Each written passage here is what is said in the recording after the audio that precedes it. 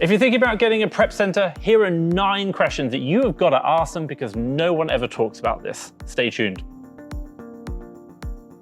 Kev, thank you so much for having me and allowing me to film in your prep center. I know you're super busy, but if everyone doesn't know who you are, and before we jump in, give us a quick 30-second rundown about your prep center right now. Yeah, we are Systemise Fulfilment. We have been operating for over the last 9 years. We started in 2015. We were at home taking massive action with my family. That was our living room warehouse at that moment in time. But over the last 9 years, we've been able to move into our original 2,000 square foot warehouse. We're now stood in this 10,000 square foot warehouse. We have 8 warehouses around the world, 4 in the UK, 3 in the US, 1 out in Europe. Today, I want to ask you about the 9 areas that no one ever talks about within prep centers. So I want to jump straight in. The first concern that people are asking around prep centers are you going to steal my business model? I'm sending you my stock. Are you going to steal my suppliers and buy it? Tell me the answer to that one. Absolutely not. We want to win side by side with our partners. Mm-hmm. It would be so foolish for any prep service to do that. We want to win, and it goes against the win-win philosophy. So therefore, it is absolutely nothing that we would ever do. Why would we do that? Because it goes against the cardinal rule that we have. You do sell on Amazon though, don't you? But do you do like OA the same as me, or do you do a different kind of model? And how does that not compete with me? We did start in online arbitrage, and we did do wholesale, but over the years, we actually now focus on exclusive brand deals. We love to work with brands that have a trademark, an IP, an intellectual property trademark,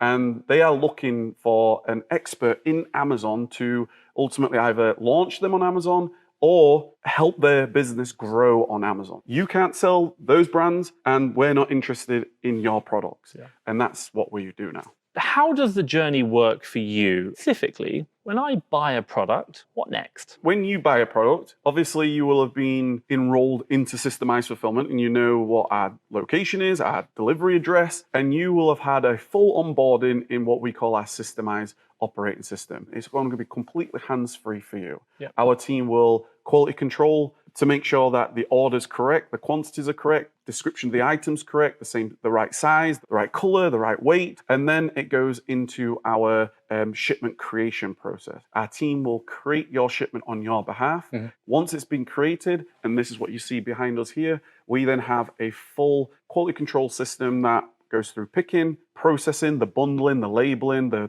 polybagging, and then ultimately boxed at the end. Okay. Our team will then arrange all the courier, making sure that your products are in and out as quickly as possible with the right quality assurance in place. Who arranges the stock from you to Amazon? Is that something I book in, or do you do it? We do all that, because our goal is to take as much work away from you as possible, right? So you can maybe even spend more time with your children or your family, go on holiday while your business is still operating. Let's talk about lost stock. Let's say, for example, I ordered 10 units from the supplier and you check in 8. I've just lost out. I've lost money. Tell me how that you deal with that. You haven't lost money. And the reason for that is we know everything that's expected from you. Okay. So number one, we'll have some type of paper receipt, potentially. Of course, we can then ask you for that to confirm that you was expecting 10, we only received 8. Everything is under evidence CCTV, which basically means that we can provide that CCTV. You can send that to your supplier saying only 8 came out of it. It puts them in a corner. Yeah. They have no way of fighting that because they can see the full process. And since introducing this in the industry in 2020, when we first moved in here, we have saved hundreds of thousands of pounds, whether that is on the outbound or the inbound. So I've ordered my 10 units, checked them in, fantastic. I now ship them to Amazon, and guess what? Amazon has said you've only sent 8. I've now lost out. How do you deal with that? You haven't lost out again. The reason for that is exactly the same process. Everything is under our Systemise operating system. It's all digital. So we have the full records of the shipment, exactly what went in the shipment, exactly the prep that was required for every single product. It's all through CCTV. We'll be able to see when it's been picked, when it's been processed. You'll literally see our team labeling, bundling, bubble wrapping. Everything is evidence. And then ultimately at the end, when it goes into boxes or pallets, all under CCTV. That is then available. We can send all that evidence to Amazon. There's nowhere for them to go. Yeah. So one of the things which I understand with prep centers versus prepping yourself is that I can be pretty quick. I can get it done in and out fast. I've heard some horror stories. I mean, even myself, I've had prep centers taking months to ship stock. How do you deal with this? Our goal is within 24 hours, 48 hours. But at the same time, if there's not enough products available for a shipment and it's not cost effective, you might only have 2 units to be shipped, we wouldn't then ship those products.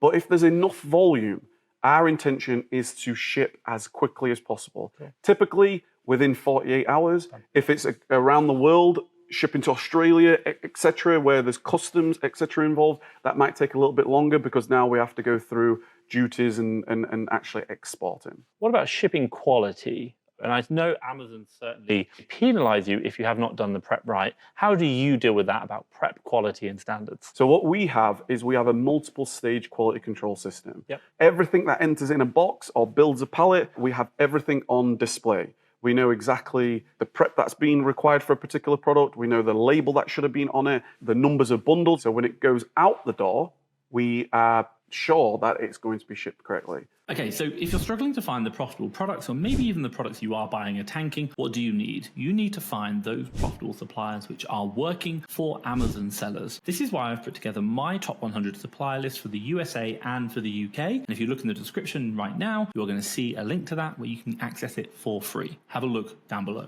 Let's talk about fees. What are some common fees that people maybe don't understand, or maybe you've heard from other prep centers where people have been overcharged, mischarged? What kind of questions should people be asking around the cost structure around prep centers, that just so that they're fully informed of what they're going to pay? So first and foremost, if you're looking for a prep center, you want to make sure that they've got a fully transparent terms of service. And on that terms of service should inform what all the fees are and also the different processes involved. If something doesn't arrive, doesn't get delivered, if something doesn't get shipped, it should inform you of this. Also, you should sign an actual, like an engagement, a partnership agreement. That agreement should be fully transparent. It should share with you exactly the fee structure. They may have had, for example, they don't know what a specific cost may be, right? And a specific fee. So you want to have it like every single line in an invoice should inform exactly what it is. So it's a per unit, right? And an X amount of units that are being shipped. How many boxes specifically? It doesn't want to just be one line saying your prep invoice. It should be broken down exactly what it was. A couple of things that come to my mind that you should ask for too is, does the prep service have like insurance, right? But what happens in the event of a break-in? Yeah. What happens in the event of a potentially a fire? What security systems do they have in place, right? What fire systems do they have in place? Because at any given time, something could happen and you need to be assured that you're insured yourself. And you mentioned one thing about having the contract, and people are like, oh, I don't need a contract. I will say this now, with Amazon, they are now asking to see the contract with your prep center, with a lot of their kind of requests for product authenticity and even section 3s, because that is the agreement you have. They want to make sure that actually that's officially documented, and that's a really important thing. And historically, a lot of prep centers have never done that, so something really important. So thank you. Absolutely. Now, we talked about, I buy something, I tell you what's coming in, and then you deal with it from there right through to arriving at Amazon and any discrepancies, which I love, so thank you. How do you let Amazon know about the shipments? How do you interact with my Amazon account? Do I give people my login details? Do I give you my login details? How does that work? Every Amazon Seller Central account, you have a primary account. That is the beneficiary of that business. Cool. That's why a part of setting up the account, you had to prove who you are with documentation, the business, the incorporation, etc., etc.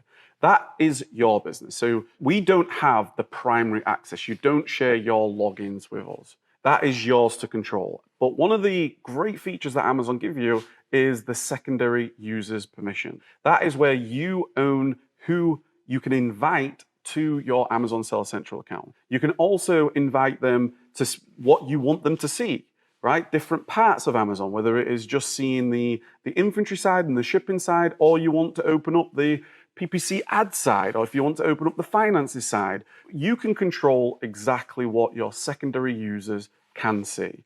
So what typically happens is it's completely hands-free. we will create shipments. You will invite us, and we will send you the details to invite, also the identification of our member of the team, so you know, and Amazon knows that it's a legitimate person. It's all driving license, passport, everything is documented and legal, and then we get access with your permissions given. That then allows us to log into your account with no risk whatsoever, because Amazon now knows that it's secondary user, it's not primary, which means that there is no funny business going on trying to access your account.